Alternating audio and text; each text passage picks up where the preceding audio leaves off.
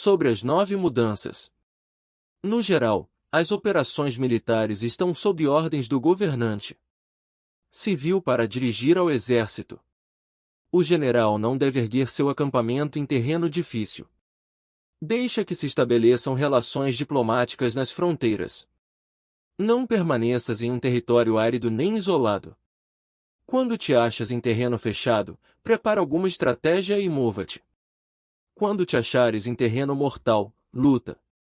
Terreno fechado significa que existem lugares escarpados que te rodeiam por todas partes, de maneira que o inimigo tem mobilidade, que pode chegar e ir-se com liberdade, porém a ti é difícil sair e voltar.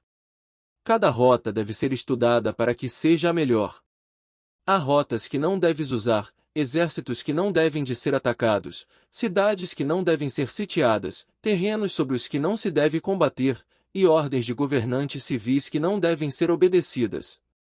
Em consequência, os generais que conhecem as variáveis possíveis para aproveitar-se do terreno sabem como manejar as forças armadas.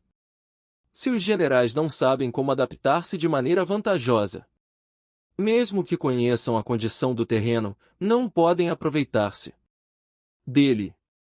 Se estão ao mando de exércitos, porém ignoram as artes da total adaptabilidade, mesmo que conheçam o objetivo a lograr, não podem fazer que os soldados lutem por ele. Se és capaz de ajustar a campanha de modo que mude conforme ao ímpeto das forças, então a vantagem não muda, e os únicos que são prejudicados são os inimigos. Por esta razão, não existe uma estrutura permanente. Se podes compreender totalmente este princípio, podes fazer que os soldados atuem na melhor forma possível. Portanto, as considerações da pessoa inteligente sempre incluem analisar objetivamente o benefício e o prejuízo. Quando considera o benefício, sua ação se expande.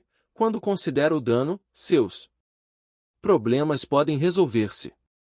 O benefício e o dano são interdependentes, e os sábios os têm em conta. Por isso, o que retira os adversários é o dano, o que os mantém ocupados é a ação, e o que lhes motiva é o benefício. Cansa os inimigos mantendo-os ocupados e não deixando-lhes respirar. Porém, antes de lográ-lo, tens que realizar previamente teu próprio labor. Esse trabalho consiste em desenvolver um exército forte, um povo próspero, uma sociedade harmoniosa e uma maneira ordenada de viver.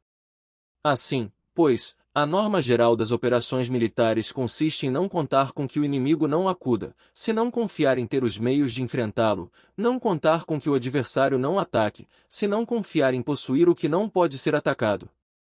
Se podes recordar sempre o perigo quando estás a salvo e o caos em tempos de ordem, permanece atento ao perigo e ao caos enquanto não tenham, todavia, forma, e evita-os antes de que se apresentem, esta é a melhor estratégia de todas. Por isto, existem 5 riscos que são perigosos nos generais. Os que estão dispostos a morrer, podem perder a vida, os que querem preservar a vida, podem ser feitos prisioneiros, os que são dados a apaixonamentos irracionais, podem ser ridicularizados, os que são muito puritanos, podem ser desonrados, os que são compassivos, podem ser perturbados. Se te apresentas em um lugar que com toda a segurança os inimigos se precipitarão a defender, as pessoas compassivas se apressarão invariavelmente a resgatar seus habitantes, causando a si mesmas problemas e cansaço. Estes são 5 riscos que constituem defeitos nos generais e que são desastrosos para as operações militares. Os bons generais são diferentes, comprometem-se até a morte, porém não se aferram à esperança de sobreviver, atuam de acordo com os acontecimentos, em forma racional e realista, sem deixar-se levar por as emoções nem estar sujeitos a ficar confusos. Quando vem uma boa oportunidade, são como tigres, em caso contrário cerram suas portas. Sua ação e sua não ação são questões de estratégia, e não podem ser agradados nem aborrecidos.